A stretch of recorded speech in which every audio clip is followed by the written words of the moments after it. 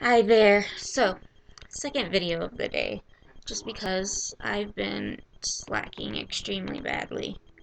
A few months ago, I did a brief uh, video during one of my hospital admissions, kind of talking about my depression, and I really want to go into a little bit more detail because that was my topic that I discussed at the fundraiser. And there's just so much to say, and kind of not enough words in the world to say it. Um, so I've been battling depression on and off since I was a teenager. Here's the thing about depression. It never goes away. You can learn to cope with it. You can learn to, hide it and push past it, but it's always gonna be there. Um, about a year into my bigger health problems, um, I started thinking on and off that maybe I should get on my antidepressants again. It's just juggling with the thoughts back and forth. And my best friend looked at me and said, Dahlia, if you're thinking about it, then you already know that you need it. Don't do more harm than is necessary. So I went back on Zoloft, and it helped for a while. And then um, things just started to get really bad. Um, I got to a point where I wanted to give up. Um, I was done. I didn't want TPN, I didn't want tube feeds, I didn't want meds, I didn't want IV fluids, I didn't want any of it. And I I was just done, you know. And I didn't care what happened. I didn't want to go back to the ER. If whatever it is gonna kill me, then go ahead. I wasn't gonna kill myself, but I gave up. And even now, thinking about it, like I feel, and I know it's not, I'm not calling myself stupid or anything, but it feels stupid. Um, and then my cousin did a huge favor for me. I was able to, my cousin was finishing up her student teaching degree, or her degree in teaching math, and she had to do her student teaching, and it was like 3 months. Um, and her and my cousin, her husband is my actual cousin, but just so you guys don't think that my cousins married each other, um, they allowed me to watch my goddaughter, who was about 6 months when it started. She just turned 1 in June, so, and it was like January, February, March, and April and May, I believe, possibly. My time periods are a little whacked out, and I'll tell you why in a minute. But getting up, and I had to get up god awful early to get there because I needed to be there before they all had to leave, and they all had to be at the house by like 7:30. So, getting up and going and getting hugs and kisses from my godsons before they left for work or for school. Um, getting uh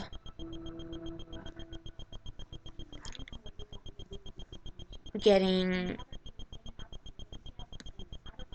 you know spending the day with Aya, being there for some of her first accomplishments. Um, just having fun. Um, you know, I know a lot of people are thinking, well, if you can watch a 7, 8 month old who's crawling around the house and exploring and playing, and you gotta feed her and change her and this and that, you should be able to get a job. But the thing is, the only reason that I was able to do it um, was because I was sleeping when she was sleeping. The routine was I'd get there, they'd take the boys to school, I would put her down after the boys left, then she'd wake up, we'd have a few hours to play, eat, um, and actually, she's one of the most easygoing babies I've ever dealt with. She would sit on the bed right next to me. As long as she was cuddled up next to me, she'd sit there for a good hour. Um, if I wasn't feeling good, and then I would put her down for her afternoon nap, and usually I'd sleep during her afternoon nap also. And then we'd go and pick up her brothers and get them home and get them started on their homework. It wasn't the easiest thing to do, but it kind of started my recovery process. You know, having my godsons expecting me to be outside their school at 3:15, having my goddaughter, depending on me to be there, and the bond that we have grown and are continuing to grow. I'm the first person and apparently the only person that she blows kisses to. She sees me. If she hasn't seen me in a while and she sees me, her face lights up and she runs to me, and it's just the most amazing feeling in the world. So, I was starting to improve some. And then I had to have my Hickman changed because I had a hole. My Hickman is my central line that I get my TPN from. And I had to have two surgeries for it because they messed up on the first one. And,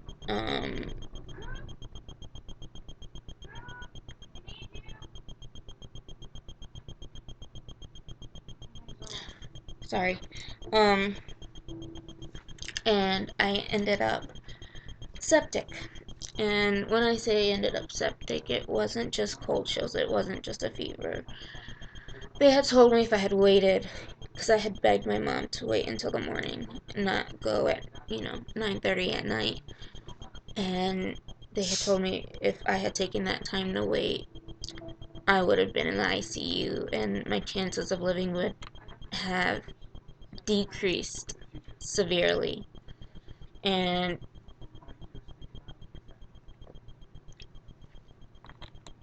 it was a game changer. It's like a slap in the face. Hey, you may be sick, but you can still do stuff. I spent the next month and a half in and out of the hospital. I think the longest time I was out of the hospital was a week, until mid-May. And then I took a trip. And yes, 6 weeks after being septic, still on IV antibiotics, still feeling pretty crappy, I went and saw my brother in Colorado and spent time with my niece and made some amazing memories. And then I went to San Antonio directly from Colorado to see my other brother, spend time with my nephew, and the trip was just freeing. We went to the beach in Texas. We went to Garden of the Gods in Colorado. It was gorgeous. And looking at all this, looking at everything from, the rock that I climbed up, while running IV fluids and managing not to hurt myself, and looking out there and realized, it's me. I need to do me. I've got to focus on me before I can focus on anything else. I have a niece, two nephews, two godsons, and a goddaughter, and I want to be able to be somebody that they look up to, somebody that they can say, "Hey, that's my aunt, and she's amazing. She's done all this stuff. She's a fighter." Um, we increased my dose of my antidepressant, which also was helping. And then when I came back, I was in a pretty good place, but it wasn't quite there yet. And then, as you can see, I went and I finished my transformation. I cut off 18 inches of hair, which was donated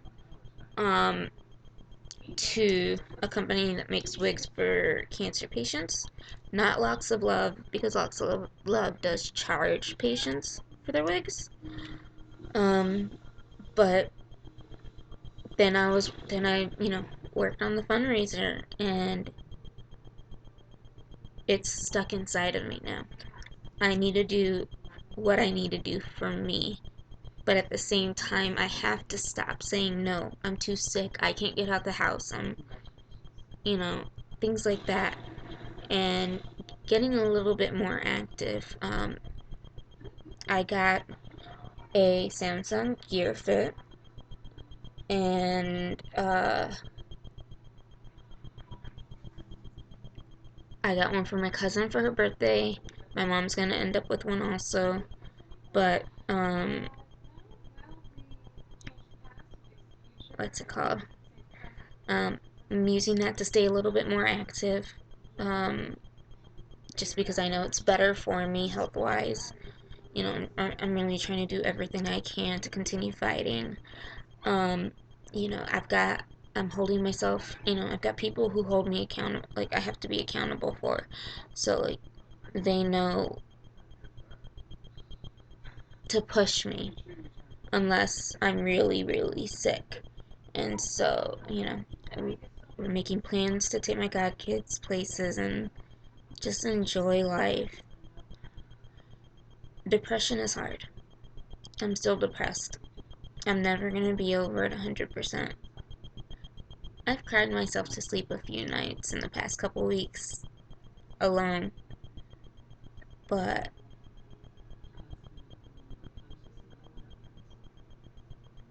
I'm still alive, and I'm still able to enjoy my life, and that's all that really matters. I've got my IV fluids and my IV medications, um, but I'm off TPN, I'm off tube feeds. I am trying to maintain as much as possible um, on an oral diet. Some days are easier than others, and some days I still just want to sit around and say I hate my life. It sucks. I'm pissed off at whoever did this to me, whatever caused it, how can it happen? But then I'm reminded all I have to do is look down at my phone and see a picture of my godkids, of me standing by a huge boulder in Garden of the Gods, or me and my nephew on the beach. And, things are different. It reminds me, that this is my life, and I need to take control of it. I may not have control 100%, but I have enough control. So, for those of you who are out there who are feeling down, who feel like they can't do it anymore, you can. I promise. You can. And I'm always here to help if anybody ever needs anything. Um, I'm gonna be making some changes to Vials of Love that will put me on the path towards a nonprofit.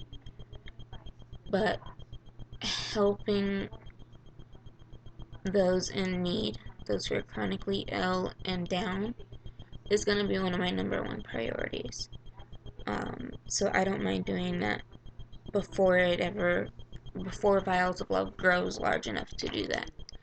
Um, so, you know, don't give up. Talk to somebody. Remember your family. Remember your loved ones. You know, and enjoy the life that you have. If you only have one day that you can get up and go out and do something, do it. Even if it's going to cause pain tomorrow. You only have an hour to get up and go to the mall. Go. It may cause you pain. It may make you exhausted. but a little bit activity is better than none. Everybody, you know, I don't even know what to say, like, to end this. So, you know, keep fighting. Always keep fighting.